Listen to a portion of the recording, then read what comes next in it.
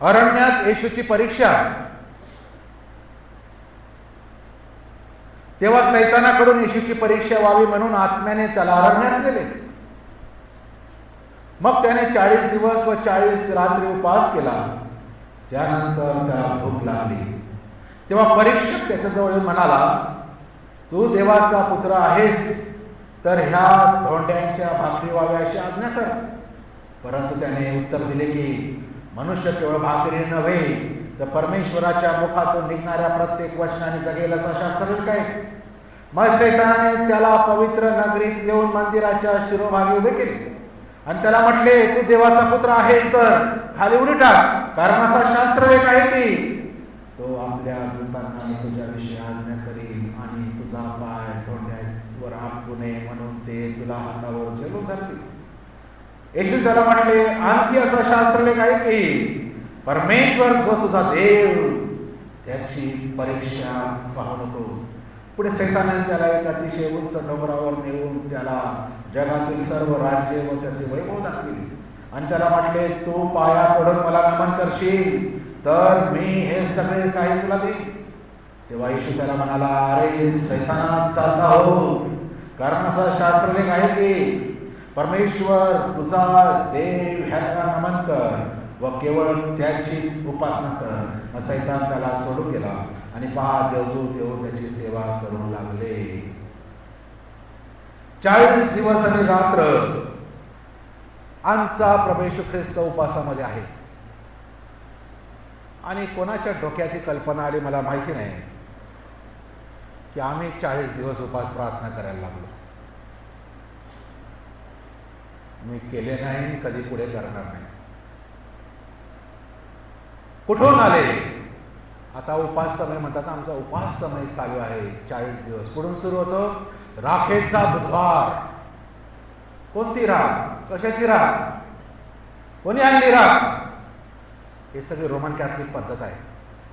कोणीतरी आम्हाला सांगितलं, आम्ही या रूढी परंपरा इतक्या भारी पाळतो, एक चुकत नाही.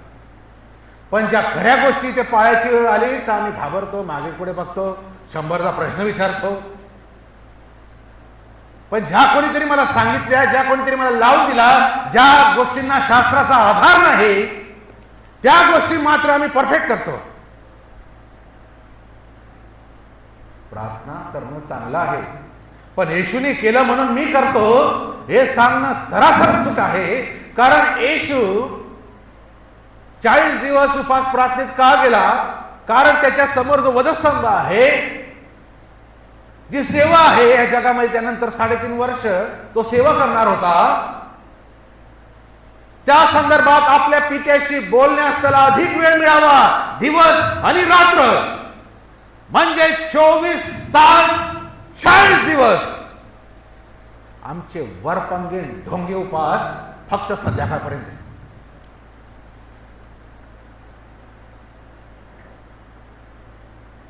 करायचे करा, पण त्याला धार्मिक रंग देऊ नका. 40च काय, पूर्ण वर्षभर करा, मला काही प्रॉब्लेम नाही, पण धार्मिक रूढी आणि परंपरा त्या बनवू नये.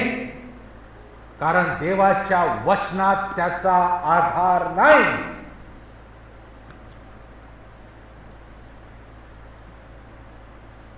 येशू, माझा तो विषय नाही आज, उपास आणि प्रार्थनेचा विषय नाही. पण येशू 40 दिवस 40 रात्र जेव्हा त्याने उपास आणि प्रार्थना केली, असं लिहिलेलं आहे दुसऱ्याच वचनात, त्यानंतर त्याला भूक लागली. 40 दिवस आणि रात्र प्रार्थना केल्यानंतर, उपास केल्यानंतर त्याला भूक लागली. आम्ही उपास ठेवला तर संध्याकाळ कधी होईल, कधी 6 वाजतील आणि कधी डबडे शोधू असं.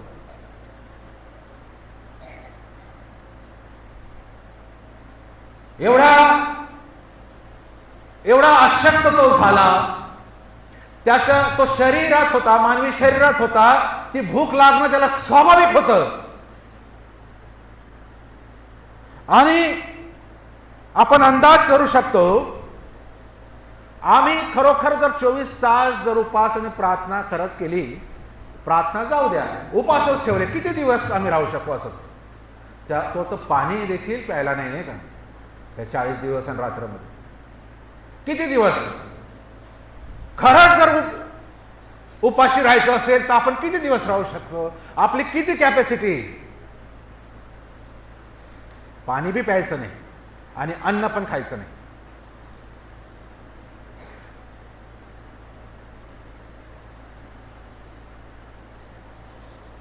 आणि त्यानंतर त्याला भूक लागली.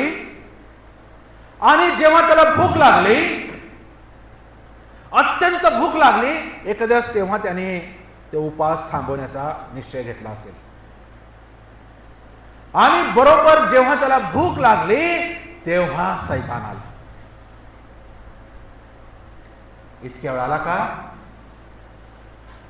येऊ शकत होता ना. 10व्या दिवशी येऊ शकत होता, 20व्या दिवशी येऊ शकत होता, 30व्या दिवशी येऊ शकत होता. 40व्या दिवशी का आला.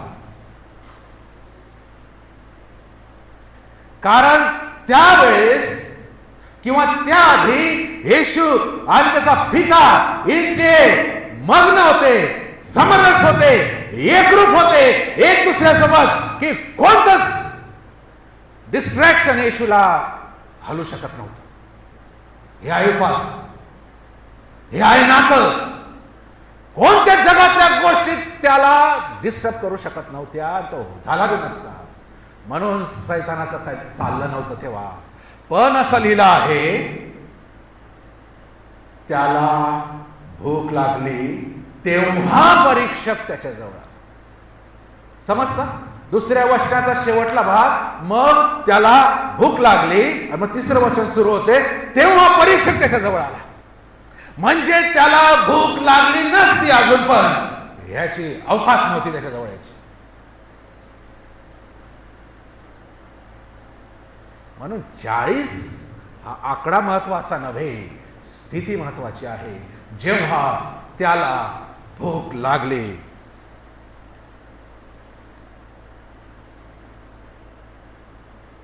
सैतानाला आमची स्ट्रेंथ आणि आमचं वीकनेस चांगलं ठाऊक आहे. आमचं सामर्थ्य आणि आमचा अशक्तपणा सैतानाला चांगला माहिती, खूप चांगल्या रीतीने माहिती आहे. आणि जेव्हा आम्ही अशक्त असतो, मग शारीरिक असेल मानसिक असेल, बरोबर त्याच वेळेस सैतान येईल. कारण तेव्हा आम्ही त्याला प्रतिकार करू शकत नाही.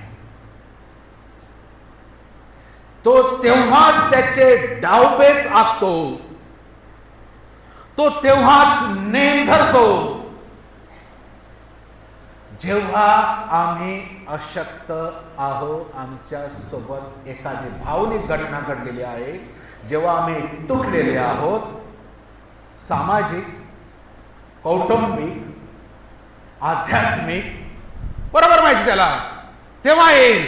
जेव्हा आम्ही फुल फॉर्म मध्ये आहोत, फुल ऑन आहोत, देवा संधी आहे, त्याची अवकाश नाही, आम्हाला हात पण लावून देईल.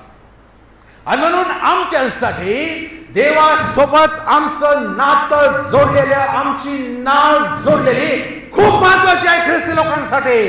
जेव्हा आम्ही देवापासून दूर जातो, त्याच्या सानिध्यातून दूर जातो, बाहेर अरिष्ट आमची वाट पाहत आहे. आणि तो क्रूर, लांडगा आणि कोल्हा आहे. तो सोडणार नाही, तो सोडणार नाही. आम्ही बघतो येशूची त्याने परीक्षा घेतली आणि त्याच्यावर मोह आणला. कोणता मोह आणला? येशूला भूक लागली होती म्हणून तो म्हणतो, या धोंड्यांच्या भाकरी व्हाव्या अशी आज्ञा कर. ज्या गोष्टीची मला गरज आहे त्यावेळेस तो मूर्ख नाही. जेव्हा मला वासना प्रेरित करतात तेव्हा तो पैशाचा मोह आणणार नाही. जेव्हा मला पैशाचा मोह होतो, अशक्त मी तेव्हा ठरतो, तेव्हा तो इतर गोष्टी दाखवणार नाही, तो त्याच गोष्टी आणतो. बरोबर, ज्या माझ्या मनामध्ये क्रेविंग्स आहे, इच्छा आहे, लालसा आहे, आता त्यामध्ये मी कमजोर आहे, मग त्या वासना असतील, व्यसना असतील, हाव असेल, लोभ असेल, आमच्या नाड्या त्याला चांगल्या माहिती आणि तो त्या गोष्टी आणतो. येशू भुकेला आहे आणि म्हणून तो म्हणतो या धोंड्यांना आज्ञा कर भाकरी व्हाव्या. जर येशूने आज्ञा केली असती त्या धोंड्यांच्या भाकरी झाल्या असत्या का? माझा प्रश्न आहे आपल्याला, झाल्या असत्या का? झाल्या असत्या? जेव्हा देवाला राग आला ना, या इस्रायल लोकांचा वारंवार पाठ फिरवतात, त्याच्या आज्ञा मानत नाही, येशू म्हणतो सर्वांना मारून टाकतो मी ते. आणि मोशेपासून परत नवीन प्रजा निर्माण करतो म्हणतो. देवाला सगळं शक्य आहे. येशूने जर आज्ञा केली असती तर भाकरी काय आलं असतं. परंतु हे त्याचं ऐकणं झालं असतं नाही का? तू कोण मला सांगणारा? मी बघाल ना माझं काय, तुझं काय काम माझ्याकडे, तू का मला सल्ला देतोस? तू कोण आहे? ज्या गोष्टीमध्ये आम्ही लवकर फसू, लवकर अडकू, तीच गोष्ट सैतान आमच्या पुढे सर्वप्रथम आणतं, ज्याची मला जास्त गरज आहे. आमची प्रायोरिटी जी पहिली आहे, आमची प्राथमिकता काय आहे? प्रियांनो, आज आम्हाला ओळखावं लागेल आमची प्राथमिकता, आमची प्रायोरिटी जी आहे, जी देवाच्या इच्छेविरुद्ध आहे, ती सैतानाला चांगली माहिती आहे आणि तो तीच आमच्या समोर पहिले आणतो. माझी आज प्राथमिकता वासना आहे, तो बरोबर तेच आणेल. व्यसन आहे, बरोबर त्या वेळेस जेव्हा मला इच्छा होईल, बरोबर त्याच वेळेस त्या गोष्टी मनात आणेल, विचारात आणेल. मला ज्या गोष्टी हव्या आहेत, जे काही आहे, आता मी त्याला नाव देत नाही, आपल्याला माहिती आहे, माझं जे अशक्त पण आहे, त्यावेळेस बरोबर नेमक्या त्याच गोष्टी तुम्हाला समोर आणेल. म्हणून आम्ही कोणत्या गोष्टींना प्राथमिकता देतो, द्यायला हवी, हे आमच्यावर आहे. आम्ही जर देवाच्या गोष्टींना प्राथमिकता दिली ना, आम्ही अडकणारच नाही, आम्ही फसणारच नाही, याच्यात चालेल ना. पण आमच्या प्राथमिकता नेहमी जटिक आहेत आणि म्हणून तो आम्हाला वारंवार पाडतो. बरोबर असं जेव्हा पैशाची गरज आहे, बरोबर अशा गोष्टी करायला लावल जिथे मला पैसे मिळेल. मग ते कोणत्या मार्गाने असो, तडजोड करून असो, भ्रष्टाचार करून असो, खोटं बोलून असो, मिक्स करून असो, बरोबर आणल. मला वाटतं नाही बरोबर आहे, पण मी त्याचं ऐकलं, तो कोण मला सांगणार? आपण जास्त वेळ ह्याच्यावर बोलणार नाही. दुसऱ्यांदा येशूची परीक्षा घेताना तो येशूला येशूच्या शक्तीवर अवलंबून राहायला सांगत आहे. मंदिरावरून खाली पुढे टाक.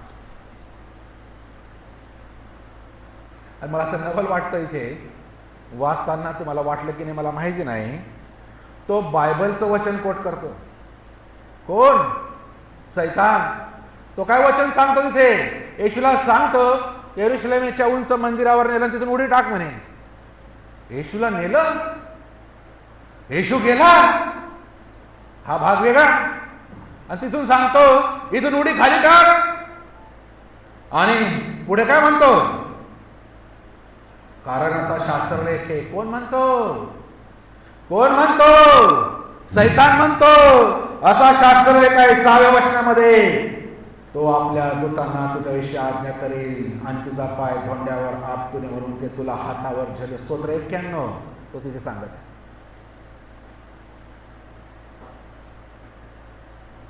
येशू ह्याचं उत्तर असं म्हणतो त्याने तू मला शास्त्रातलं वचन सांगत आहे ना. येशू म्हणतो, त्याचं वाक्य पूर्ण झाल्याबरोबर तो म्हणतो 7व्या वचनात, त्याने त्याच्याशी बहस केली नाही. हा बरोबर आहे, मी कूदलो तर धरतील ते.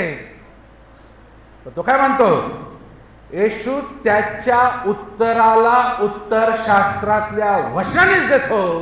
आणि तो म्हणतो असा शास्त्रलेख, आणखी असा शास्त्रलेख आहे, तुला माहिती नाही का. तुम्हाला एक गोष्ट सांगतो, मी तुला 100 सांगू शकतो. कोणतं तरी वचन कुठून तरी उचलून कुठेतरी लावायचं. तो म्हणतो परमेश्वर तुझा देव ह्याची परीक्षा पाहू नको.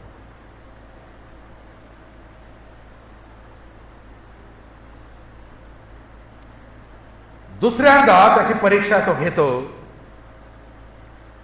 तो आम्हाला देखील असं म्हणतो, तुला सर्व शक्य आहे. देव वाचविल ना, देव सोडविल ना, तू करू शकतो ना. तुझ्याकडे पैसा आहे, तुझ्याकडे साधन आहे, तू मिळू शकतो, तू करू शकतो.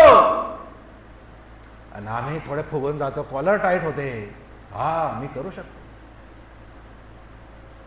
येशू त्याला प्रूव्ह करायला तिथे आलेला नाही. आणि त्यांनी खरंच उडी टाकली असती तर खरंच देवदूतांनी त्याला झेललं असतं. हा प्रश्नच नाही, कारण तो बी देवदूत होता, त्याला माहिती आहे गोष्ट.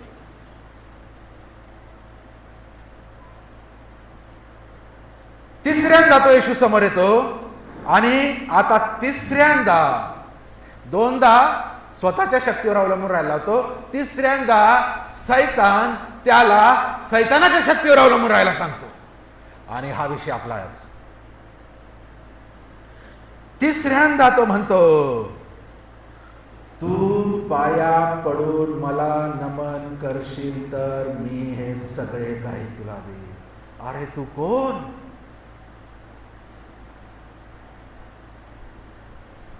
तू कोण? मला तर प्रश्न हा पडला इथे. कोणाला सांगत आहे? पवित्र देवाच्या एकुलत्या एक पुत्राला सांगत आहे, तू माझ्या पाया पड. कधी कधी वाचताना मला इतका राग येतो, असं हा कसं असं बोलू शकतो? तू जो स्वर्गात होता, तुला प्रत्येक गोष्ट माहिती आहे, तू ज्याला आज बोलत आहे तो कोण आहे? जेव्हा तू तिथे होता तू चेष्टा करतो, गंमत करतो, प्रलोभन देतो. काय म्हणतो? तू माझ्या पाया पडून मला नमन करशील तर. आपण म्हणू हा काय प्रॉब्लेम आहे, थोडंसं वाकायचंय. थोडंसं वाकलं, त्याच्या बदल्यात जग, त्याच्या बदल्यात पैसे, त्याच्या बदल्यात संपत्ती, सन्मान, पद, काय हवंय? कोण पाहते? आम्ही तो बहिणीचे कोण आहे का पाहिला? काय सीसीटीव्ही लावली तिथे?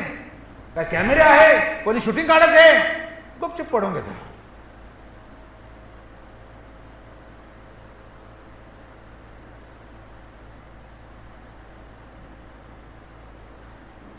तो आम्हाला म्हणतो, तुला जे पाहिजे ते मला सांगा, मी तुला देतो.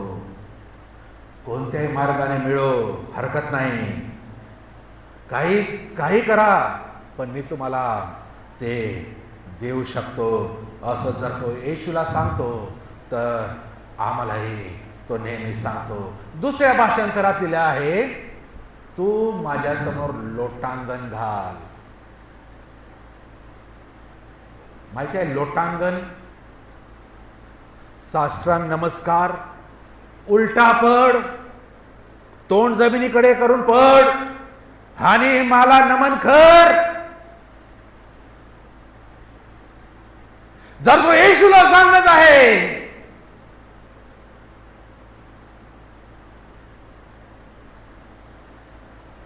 ख्रिस्ती लोकांना तर सांगण्याची गरज नाही. ते तर शोधतच आहेत, कुठे पैसे मिळेल, कुठे प्रसिद्धी मिळेल, कुठे संपत्ती मिळेल, कुठे भरभराट मिळेल, कुठे आशीर्वाद मिळेल, कुठे आरोग्य मिळेल. पुढे माझं नाव मोठं होईल. त्याला त्रासच नाही. मी शोधत फिरत आहे कुठे, कसं मिळेल, कोणत्या मार्गाने मिळेल, माझ्या परिवाराची उपजीविका कशी चालेल, अरे मी कुठे जाऊ, काय करू. त्याला शोधायची गरजच नाही. आम्ही शोधत फिरत आहे कुठे दिसतो, कधी लोटांगण घालू.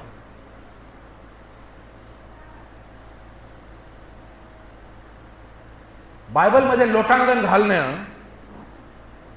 याला जर आम्ही ग्रीक ह्याच्यात जर त्याचा अर्थ पाहिला तर एखाद्या पुढे नम्र होणं, त्याच्या अधिकाराला शरण जाणं, त्याची उपासना करणं ही केवळ शारीरिक क्रिया नव्हे तर आध्यात्मिक रीतीने देखील त्याला सर्वस्वी समर्पण होणं. थोडक्यात सांगायचं म्हणजे तडजोड करणं. काहीतरी माझा लाभ आहे, काहीतरी मला मिळवायचं आहे, त्यासाठी मी काही करेन, तडजोड करेन. पुढे केली सर्वात पहिले माहिती का, तो हवेला म्हणतो तुम्ही खरोखर मरणार नाही. हे खाल्ल्यावर तुम्ही खरोखर मरणार नाही. तिथे खाण्याच्याच माध्यमातून आला नाही का. पहिल्या आदामाला त्याला भूक लागली होती की नाही माहिती नाही, पण ते फळ देऊन खायलाच लावलं त्यांनी, मोहात टाकलं अन्न. दुसऱ्या आदामाला अन्न भाकरी सांगत होते. मनुष्याची गरज पोट आणि अन्न सांभाळूया, इथून खूप काही बिघाडू शकतो. आणि त्या हवेला म्हणतो तुम्ही खरोखर मरणार नाही. हवेने देवाच्या सांगितलेल्या वचनाकडे त्याच्यावर विश्वास न ठेवता, हा जो सांगत आहे अधिक जवळचा वाटत आहे, हा अधिक प्रेमळ आहे, हा अधिक गोड भावनेने, गोड शब्दाने माझ्याकडे आलेला आहे, असं वाटत आहे याची माझी याला किती काळजी आहे, हा किती माझ्यावर प्रेम आणि प्रीती करतो, आणि म्हणून हा खरा आहे. देव तर नुसतं रिस्ट्रिक्शन लावतो नाही का, हे करू नको, ते करू नको. हा म्हणतो काही कर. उलट जे देवाने नाही करायला लावलं ते पण हा करायला लावतो. किती चांगला आहे. आणि देवाच्या वचनावर विश्वास न ठेवता तिने ह्याच्या अधिकाराला मान्यता दिली. केवळ फळ घेतलं नाही, एवढीच क्रिया नाही म्हणून देवाने त्यांना शिक्षा दिली. काय प्रॉब्लेम आहे, फळ खाल्लं म्हणून देवाने एवढी मोठी शिक्षा दिली, यांना हाकलून टाकलं, शाप दिले, कष्ट दिले? नाही, आम्ही ते चूक करत आहोत.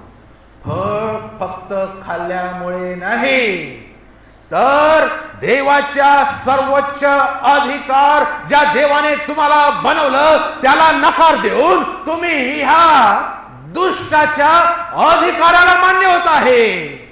हे सर्वात मोठी चूक आहे.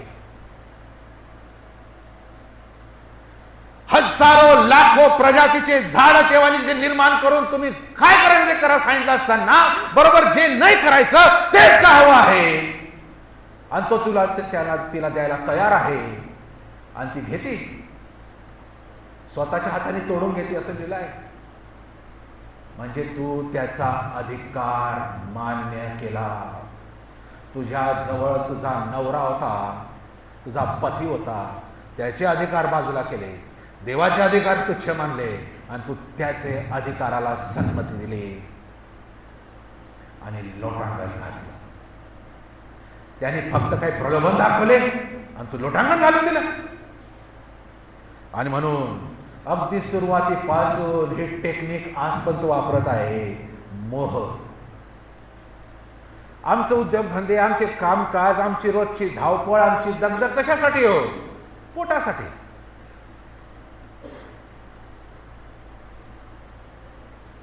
आणि ते मिळवण्यासाठी आज सगळं जग पळत आहे. आज महागाई एवढी वाढलेली आहे, कुठून मी माझ्या कुटुंबाची उदरनिर्वाह मी चालवणार, ह्या फिकीरमध्ये पुरुष वर्ग किंवा त्या भगिनी आज आहे. आणि मग ते कसंही मिळो, कोणत्याही मार्गाने मिळो, यासाठी लोक काही करायला तयार.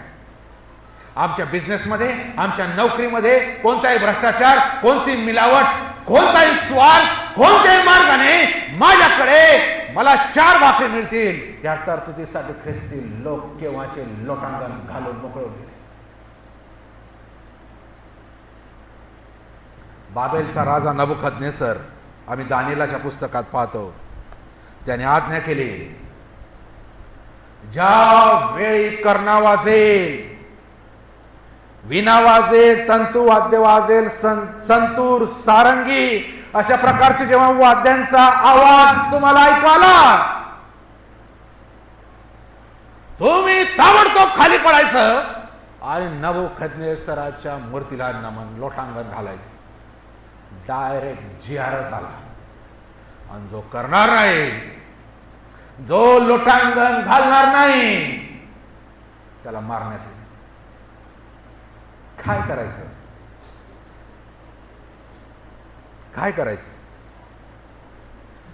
3 व्यक्ती होते, ते ज्यांनी ठरवलं आम्ही लोटांगण घालणार नाही.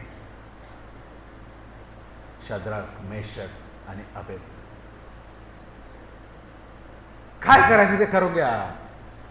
आमच्या जिवंत देवा व्यतिरिक्त आम्ही कोणासमोर लोटांगण घालणार नाही. कोणती भय, कोणती भीती, आमचा विश्वास हलू शकत नाही.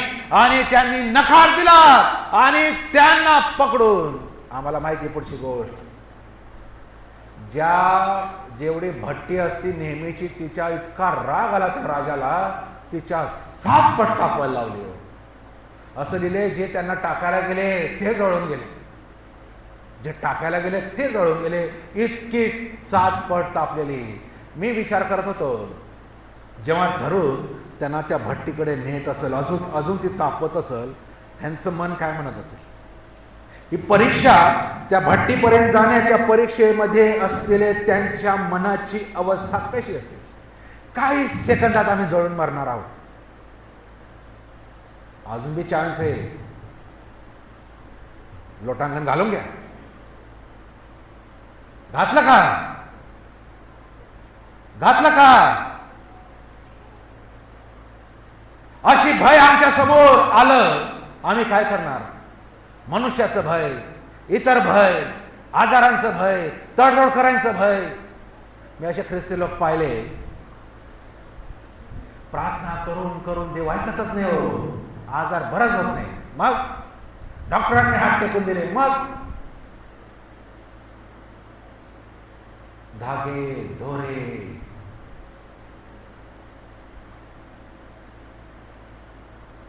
हा बाबा तो बाबा, मी पाहिले.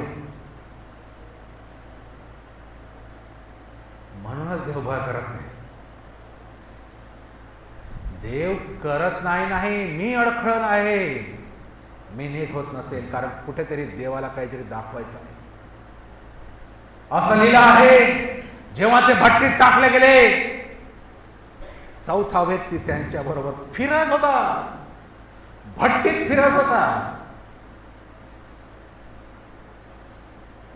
आणि जेव्हा ते बाहेर आले, त्यांचा केस पण जळाला नाही किंवा त्यांच्या कपड्यांना जळण्याचा वास देखील नव्हता.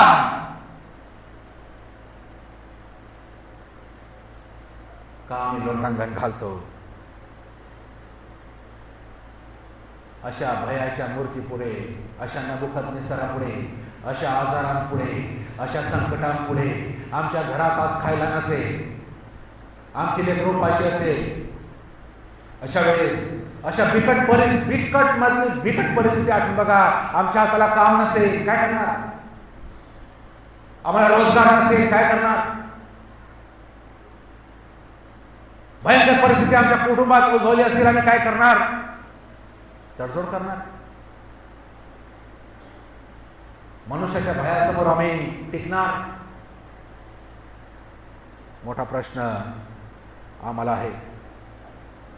अनन्या सफीरा आम्ही बघतो, पैशाच्या लोभापायी त्यांनी लोटांगण घातलं पैशाच्या देवासमोर.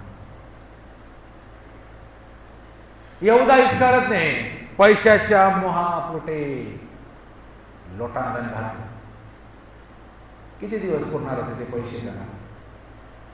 पण त्याने लोटांना स्वतः गेला हो. स्वतः. सैतानाला जास्त करायची गरजच नाही. स्वतः. कोण? येशू जवळ राहणारा. कोण? अरण्याचा पिरा, ख्रिस्ती लोक. कोण आहे? बाहेरचे नाही, आमचेच.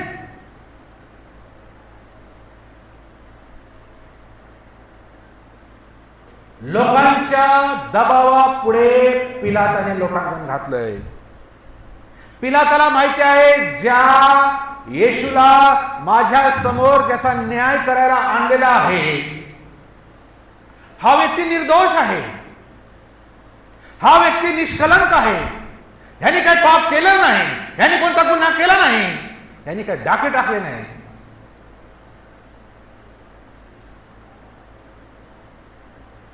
त्याची पत्नी, पिलाताची पत्नी म्हणते त्याला, मत्तई 27 मध्ये आणि 19व्या वचनामध्ये ती म्हणते, त्या नीतिमान मनुष्याच्या बाबतीत काही करू नकोस. ती निरोप पाठवते आतून. काय स्त्री असेल तिच्याविषयी आम्ही ऐकत नाही जास्ती, नाही का? आज काय आहे? कोणता दिवस आहे आज? महिला दिन ना?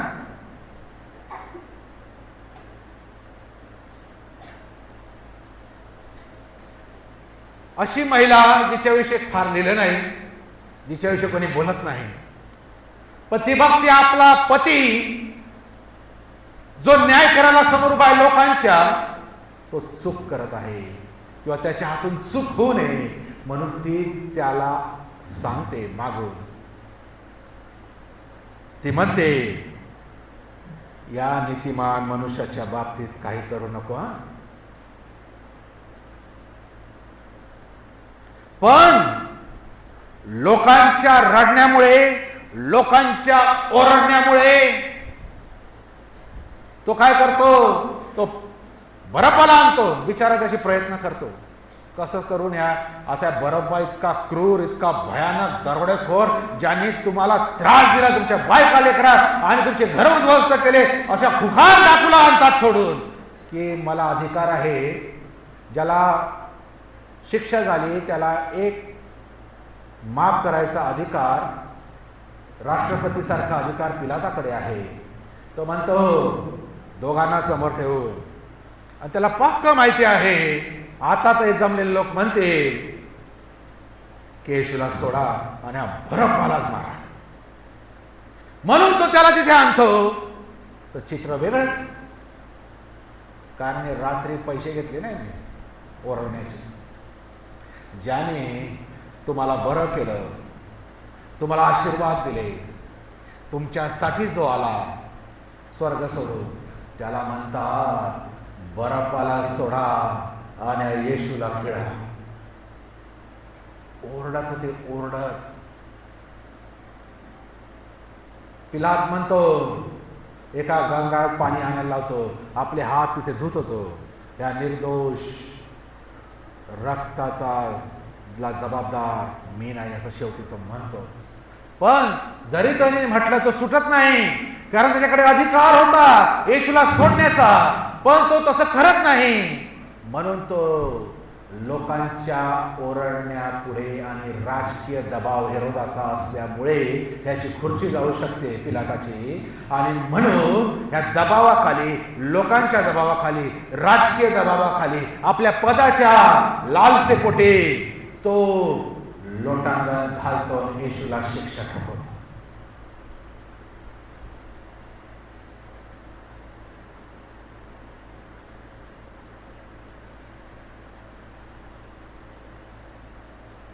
आम्ही लोटांगण घातलेले आहे का? हा प्रश्न येशूला विचारण्यात आला. तू मला लोटांगण घालशील तर सर्व तुला होलसेलमध्ये फ्री का? या जगात असताना या जगातल्या गोष्टी मिळवण्यासाठी मी लोटांगण घातला आहे का? हा प्रश्न आज मला आपल्या सर्वांसमोर आहे. पैशापुढे मी लोटांगण घातलेलं आहे का? या पैसे मिळवण्यासाठी, फायदा मिळवण्यासाठी मी तडजोड केली आहे का? मी सत्याशी तडजोड केली आहे का? मी जेव्हा न्याय होत होता तेव्हा मी मूक गप्प राहण्याची भूमिका पुष्कळदा घेतली का? या पैशाचा जो देव आहे त्याला म्हटलेलं आहे मॅमन. पैशाचा देवाचं नाव आहे मॅमन. त्याची उपासना मी करतो का? येशूने स्पष्ट सांगितले मत्ती 6:24 मध्ये, तुम्ही देवाची आणि धन्याची म्हणजे दोन धन्याची चाकरी तुम्ही करू शकत नाही. का मी लोटांगण घातलं आहे का मी मनुष्याच्या भीतीपुढे लोटांगण घातलेलं आहे? नीतिसूत्र 29 आणि 25 मधील आहे, मनुष्याची भीती पाश ठरते. जेव्हा आम्ही लोक काय म्हणतील त्यांच्या भीतीने आम्ही सत्य बोलणं टाळतो. आपला जो विश्वास आहे जेव्हा तो प्रकट करण्याची वेळ येते इतरांसमोर तेव्हा मी गप्प बसतो. उलट त्यांचा विश्वास मी गमतीने बघतो. पुष्कळदा त्यांचाच विश्वासाने मी चालतो. हा काय मनुष्याची भीती. कारण मी तसं केलं नाही, मला काम मिळणार नाही, माझा फायदा होणार नाही, आणि त्या भीतीला बळी पडून मी लोटांगण घालतो. पेत्राने असंच केलं. जीवाच्या भीतीमुळे मी आराधनेत म्हटलं, कोण येशू? मी ओळखत नाही. ती बाई म्हणाली, अरे तू होता ना येशू बरोबर. नाही नाही मी नव्हतो. कोण येशू? मला माहिती नाही म्हणतो. परत तो जातो, नाही नाही तूच होता, मला माहिती नाही. तिसऱ्यांदा असलेले तो शिव्या आणि शाप देतो येशू. जो आता म्हणत होता तुझ्यासाठी तुरुंगात जाईल, तुझ्यासाठी मरेल, सर्व सोडून दिले तरी मी पळणार नाही, तो शिव्या आणि शाप देते. आणि तेव्हा 3दा त्याने नाकारल्यामुळे कोंबडा आळवला. काय वाटलं असेल त्या पेत्राला? त्याने भीती पोटी, आपल्या जीवाच्या भीती पोटी आपल्या मित्राला दगा आणि धोका दिला आणि लोटांगण घातलं. का आम्ही असे लोटांगण घालतो? प्रश्न आहे. अहंकारामुळे लोटांगण पुष्कळ लोक घालतात. सैतानाचं पहिलं पाप हेच होतं, त्याला खाली फेकण्याचं. अहंकाराने भरलेला तो होता. जेव्हा आम्ही आमच्या यशाचं श्रेय देवाला देत नाही, एखादे आशीर्वाद मला मिळाले त्याचं श्रेय आम्ही देवाला देत नाही, तेव्हा आम्ही अहंकारी ठरतो, गर्विष्ठ ठरतो. मला वाटतं मी माझ्या कलेने, माझ्या कौशल्याने, माझ्या शक्तीने, माझ्या बुद्धीने मी हे केलेलं आहे. आम्ही देवाला श्रेय द्यायला चुकतो. तेव्हा मी अहंकाराने भरले, अहंकाराच्या सैतानाच्या अहंकारापुढे मी लोटांगण घालतो. मी या जगाच्या तत्वज्ञानापुढे लोटांगण घातलेलं आहे. देवाच्या वचनापेक्षा जगाच्या विचारसरणीला मी प्राधान्य देतो. त्यांच्या चालीरीती, त्या संस्कृती मी अडॉप्ट करतो. पण कधी मी इथे पाहत नाही इथे काय सांगितलेलं आहे. कोणीतरी, मी आता सुरुवातीलाच म्हटलं, हे उपास आणि प्रार्थना जे आहे या ख्रिस्ती अंधश्रद्धा आहेत.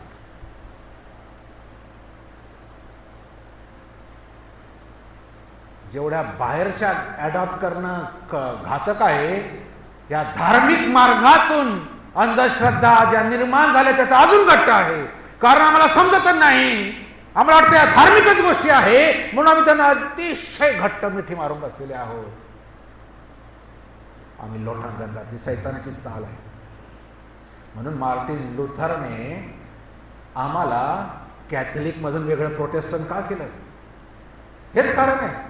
त्या चालीरीती आम्ही पाळत नाही ज्या देवाच्या वचनात नाही. मग कोणी रडून सांगो, त्याचं महत्व किती भारी पटून सांगो, मला घेणं नाही. तू कर तुझं. मला माझ्या देवाने इथे काही सांगितलं नाही, मला काय त्याची घेणं देणं नाही. आणि म्हणून या चालीरीतीने आताच आमचा मोठा गहन प्रश्न निर्माण झाला की मृत्यूनंतर क्रॉस विधी नाही का, ही हळद, परत त्या लग्नातल्या गोष्टी, विनाकारण महत्व त्या अंतयात्रेला देणं. इतर लोक करतात त्याप्रमाणे ती जगिक गोष्टी, ती विचारसरणी जरी चांगली वाटत असेल ती आम्ही अडॉप्ट करतो, आम्ही लोटांगण घालतो आणि त्या देवापेक्षा ह्याच ऐकतो. हा धार्मिक मार्गाने देतो आमच्याकडे, बरं का, वाईट मार्गाने येत नाही.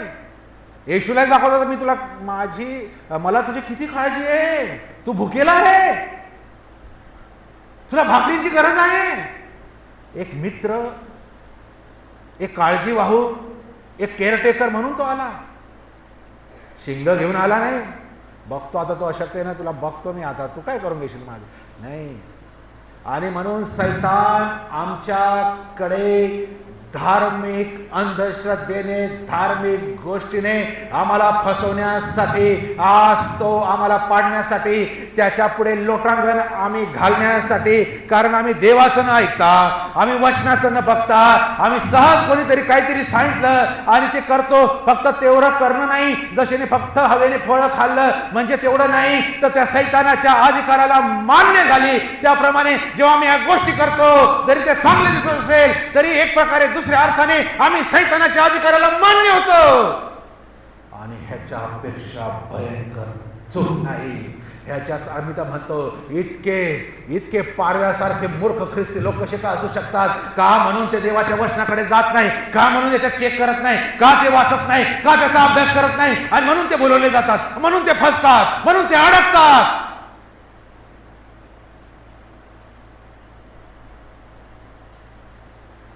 जगाचं तत्वज्ञान, जगाच्या चालीरीती, जगाच्या रूढी परंपरा जेव्हा आम्ही पाळतो, आम्ही देवाच्या अधिकाराला मानत नाही, आम्ही सैतानाच्या अधिकाराला स्थान देतो. आणि हे पाप भयंकर आहे. देवाला असा राग येत असेल, हो, इतके मूर्ख कसे का असू शकतात? मी यांना हजारो वर्ष आधी लिहून दिलेलं आहे, तरी वाचत का नाही? कुणाची चूक आहे ह्याच्यामध्ये? ज्या चर्चेसमध्ये सांगितलं जात नाही, भीतीपोटी मी त्यांचा विचार करत नाही, पण मला वाटतं माझ्या चर्चमध्ये देवाच्या लोकांनी सत्य जाणावं. भले काय हो, कोणाला किती राग येऊ, त्या रागापेक्षा देवाचं वचन सत्य आहे. लोटांगण घालायचं नाही, घालणार नाही.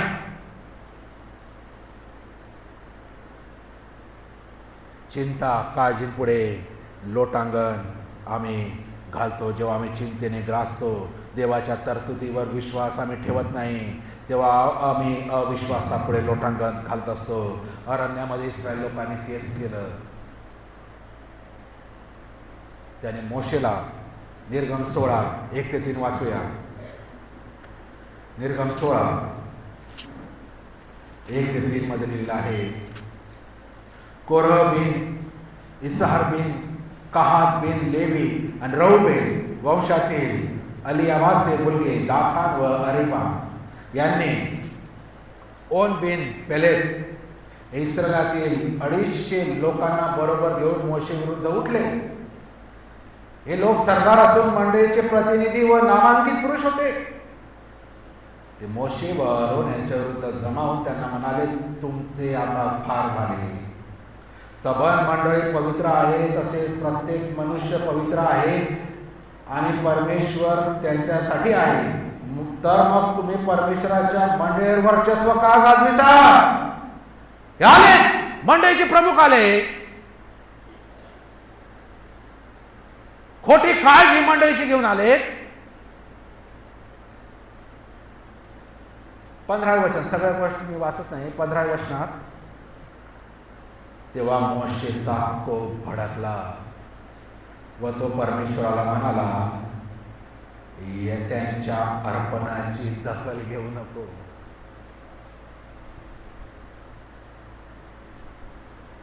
मोशे प्रार्थना करतो देवाला, ह्यांच्या अर्पणाची दखल घेऊ नको. काय प्रार्थना आहे?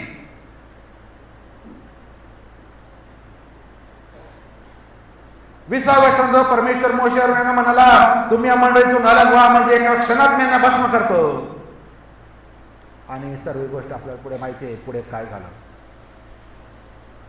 मोशे बिचारा पालथा पडला देवासमोर त्यांच्यासाठी. देवाच्या मंडळीमध्ये, देवाच्या कारभारामध्ये खोटी प्रीती, खोटी काळजी, खोटा आव आणून जी सैतानाच्या योजना आहे त्या पुढे कितीतरी लोक आज लोटांगण घालत आहेत. पण दूरगामी विचार आम्ही करत नाही. मंडळीचं भविष्य, मंडळीची एकी, मंडळीची स्थिरता येशूरूपी खडकावर रचलं जाणं, कॉर्नर स्टोन कोणशील आमचा येशू, सत्य, प्रामाणिकता, मंडळीची आध्यात्मिक वाढ हे सोडून भलत्याच गोष्टींना आम्ही पाहतो म्हणजे आम्ही लोटांगण घालतो. आणि येशूने भयंकर ताकीद दिली, जो माझ्या मंडळीचा नाश करेल त्याचा मी नाश करेल. येशू कारण त्याने मंडळीसाठी त्याने जीव दिला बरं का. तिच्याशी खेळ अजिबात कोणाच्याने न होता कामा नये. आणि बघा शेवटी मी काही गोष्टी फक्त इथे सांगतो. एवढं सर्व सैतानाने 3 परीक्षा त्याच्या घेतल्या फक्त एका गोष्टीसाठी, ती म्हणजे देवावर अवलंबून राहू नको. एक तर तू तुझ्यावर अवलंबून राहा, एक तर तू माझ्यावर अवलंबून राहा, पण देवावर अवलंबून राहू. कारण त्याला माहिती आहे जेव्हा आम्ही देवावर अवलंबून राहतो तेव्हा मला काळजी नाही, तेव्हा मला फिकीर नाही. सर्व काही देव, फक्त मी प्रामाणिकपणे देवाची उपासना आराधना केली, देव प्रामाणिक रीतीने सर्व काही मला देणार आहे, मला सोडवणार आहे, मला बरं करणार आहे, माझीसाठी तरतूद करणार आहेत, माझं भविष्य, माझ्या लेकरांचं भविष्य उज्ज्वल करणार आहेत. जेव्हा मी त्याच्यावर अवलंबून राहतो हे सैतानाला माहिती आहे. म्हणून तो मला एक स्वतंत्रता आहे, बेफिक्र जीवन, प्रभूमध्ये स्वतंत्रता आहे. एक लेकरू, त्याला खाण्यापिण्याची, त्याला त्याच्या भविष्याची चिंता नाही, संध्याकाळी काय बनवायची त्याला चिंता नाही, कारण त्याचा बाप, त्याचे पॅरेंट्स आहे ते त्याची काळजी वाहत आहे. त्याप्रमाणे एक लेकरू, एका लेकराप्रमाणे जेव्हा एक व्यक्ती देवावर अवलंबून राहतो त्याला काळजी चिंता करण्याची गरज नाही. आणि ही स्वतंत्रता आहे. त्या लेकरांना विचारा, किती छान खेळतात नाही काय, कसलं टेन्शन आहे का, कसली फिकीर आहे का, मस्त खेळतात. पण आम्ही टेन्शन मध्ये फिरत आहे. आता काय करायचं, आता उद्या सोमवार आहे, मग आता काय करायचं. कारण आम्हाला फॅमिली चालवायची, जबाबदार आहे. त्याचप्रमाणे आम्ही त्या लहान लेकराप्रमाणे जेव्हा आम्ही देवावर, आमच्या बापावर अवलंबून राहतो, आम्ही फ्री आहोत. काळजीतून, दगदगीतून, टेन्शन मधून काय होईल मला माहिती नाही, माझा बाप बसलेला आहे. आणि स्वतंत्रता आहे ती सैतानाला नको. आणि म्हणून तो सांगतो, एक तर स्वतःच्या शक्तीवर अवलंबून राहा, नाही तर माझ्या शक्तीवर अवलंबून. आणि हेच कारण आहे इथेच आमचा अविश्वास होतो. आम्ही म्हणतो नाही आता मला काय करावं लागेल, आता मला कोणत्या मार्गाने काहीतरी करावं लागेल. मी घाबरून जातो, भयभीत होतो आणि स्वतःच्या बुद्धीने, स्वतःच्या शक्तीने परिस्थिती सोडवण्याचा प्रयत्न करतो. आणि नाही जमत मग सैतानाचा सहारा घेतो, त्याला लोटांगण घालतो. आणि हेच उद्देश होता सैतानाचा येशूची परीक्षा घ्यायला. तू देवावर अवलंबून राहू नको, स्वतःवर अवलंबून राहा, नो प्रॉब्लेम. तो म्हणतो तुम्ही स्वतः करतात, बेस्ट ऑफ लक करा, पण देवावर अवलंबून राहू नका. कारण देवाचा विरोधी तो आहे, त्याने याला लात मारून खाली फेकलेला आहे. हा काय सीधा बसणार नाही आणि आम्हाला तो बसू देणार नाही. या परीक्षांवर प्रभू येशू ख्रिस्ताने कसा विजय मिळवला आणि आमच्या रोजच्या परीक्षांवर आम्ही कसा विजय मिळवावा.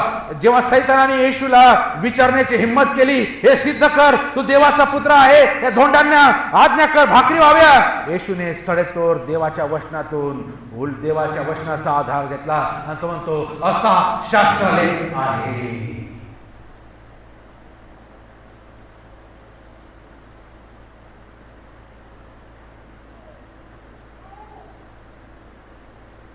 परत येशूला सांगतो, परत येशू देवाच्या वचनाचा आधार घेतो, असा शास्त्रलेख आहे. म्हणजे कोणता शास्त्रलेख आहे, कुठे आहे, केव्हा वापरायचा आहे, येशूला बरोबर माहिती आहे. नीट लक्ष द्या. मी फक्त 5-7 मिनिटं घेतो शेवटले. नीट लक्ष द्या. कोणता शास्त्रलेख आहे, कोणतं शास्त्र वचन आहे, ते कुठे लिहिलेलं आहे आणि ते केव्हा वापरायचं आहे.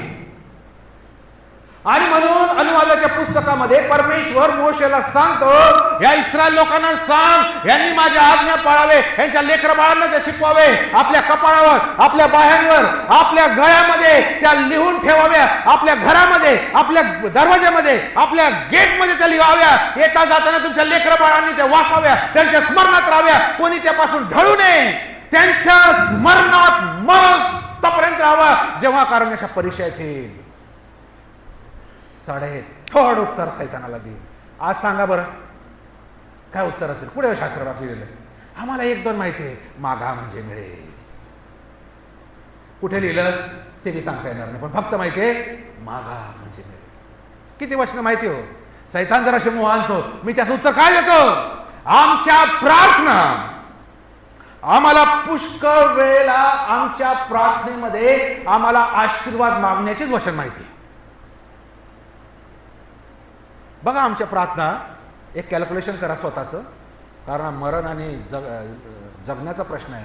आमच्या प्रार्थना आजवर असतात, त्यामध्ये समजा आम्ही बायबलचं वचन वाचलं तर आम्ही कोणते आशीर्वादाची वचनं लावतो.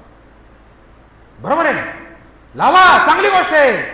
पण जेव्हा युद्धाच्या प्रार्थना येतात, सैतानाशी लढण्याच्या प्रार्थना येतात, तेव्हा वचन माहिती आहे का. येशूने का उत्तर दिलं. असा शास्त्रलेख आहे, तुझा देव परमेश्वर याची परीक्षा पाहू नको.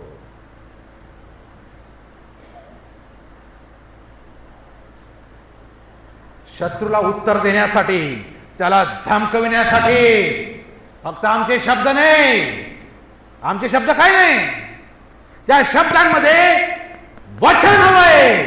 सैतान आमच्या प्रार्थनांना घाबरत नाही, सैतान आमच्या शब्दांना घाबरत नाही.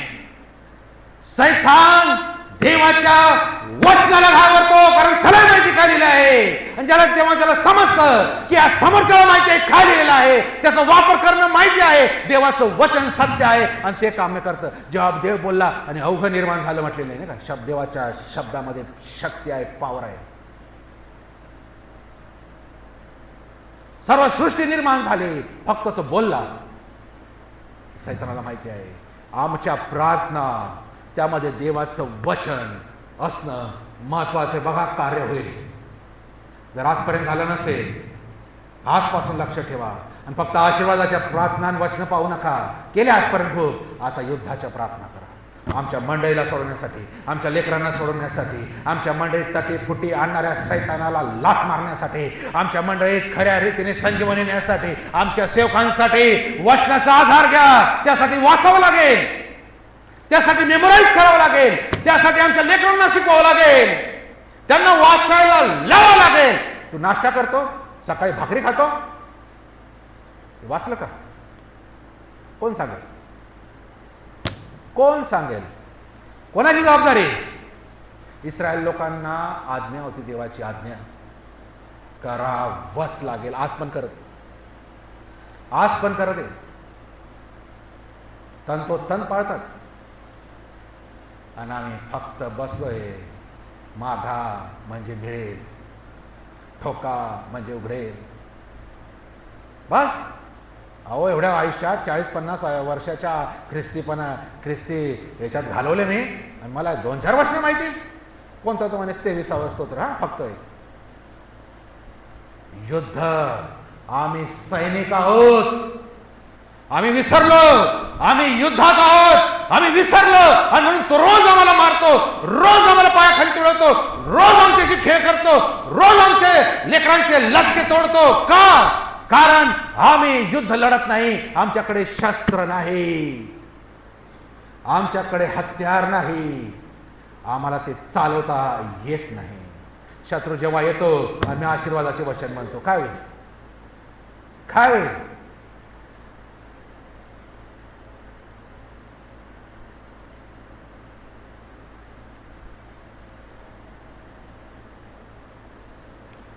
तिसऱ्यांदा जेव्हा सैतान आला,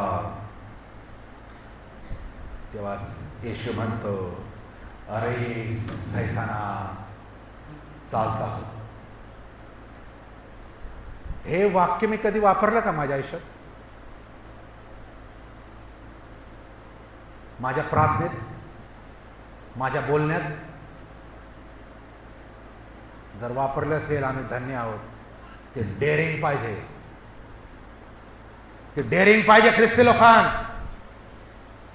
तो किती दुबला पतला राहो तो प्रश्न नाही, पण आत्मविश्वासाने भरलेली डेअरिंग पाहिजे. अरे सैताना गेट आउट. आम्ही म्हटलं का आजपर्यंत? आणि नसल म्हटलं म्हणजे मी झोपलेला आहे, मी युद्धामध्ये नाही.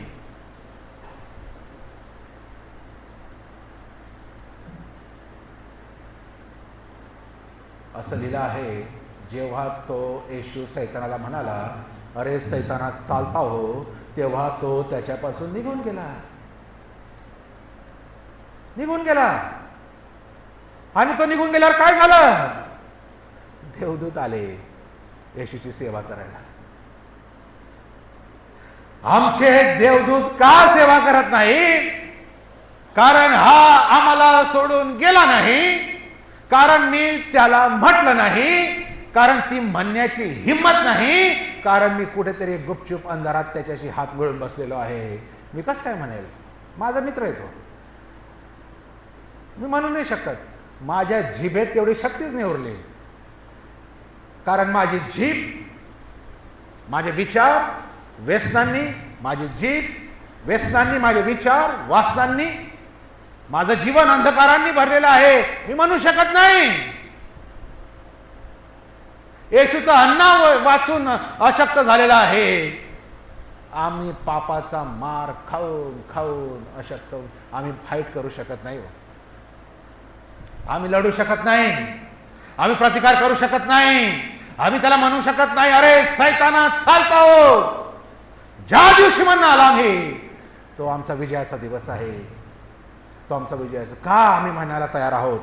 का आम्ही म्हणणार? जर रोज आम्हाला तो त्रास देत असेल, मोहात अडकवत असेल, परीक्षेत आणत असेल, याचा अर्थ आम्ही वचनाची तलवार अजून काढली नाही. आमच्यासाठी आमचे देवदूत आहे, ही अभिमानाची गोष्ट आहे. पण आम्ही तरी भीतो, आम्ही तडजोडी करतो. आम्ही देखील अपेक्षा करू. जेव्हा आम्ही देवावर अवलंबून राहतो, देवाच्या वचनावर अवलंबून राहतो, तेव्हा एका लहान लेकराप्रमाणे देव आमची सर्व काळजी तो वाहतो. आणि आम्ही नेहमी म्हटलं पाहिजे, दोन गोष्टी तर नेहमी म्हटल्या पाहिजे. प्रत्येक ख्रिस्ती व्यक्तीने मी ते थांबवतो. एक, असं लिहिलं आहे म्हणजे काय लिहिलं आहे आणि कुठे लिहिलं आहे. आणि दुसरी गोष्ट, अरे सैताना निघ. यावर आमचं ख्रिस्ती जीवन आधारित आहे. येशूने 40 दिवस उपवास केले म्हणून मी करून उपयोग नाही. येशूने 40 दिवस अरण्यामध्ये प्रार्थना केल्या म्हणून मी करतो म्हणून उपयोग नाही. त्याचं कार्य वेगळं आहे. केलं त्याने. माझं रोज लढाई आहे, रोज. म्हणून ह्या दोन गोष्टी असं लिहिलं आहे. आणि अरे सैताना निघ. प्रार्थना करू, आपल्या जागेवर उभं राहू.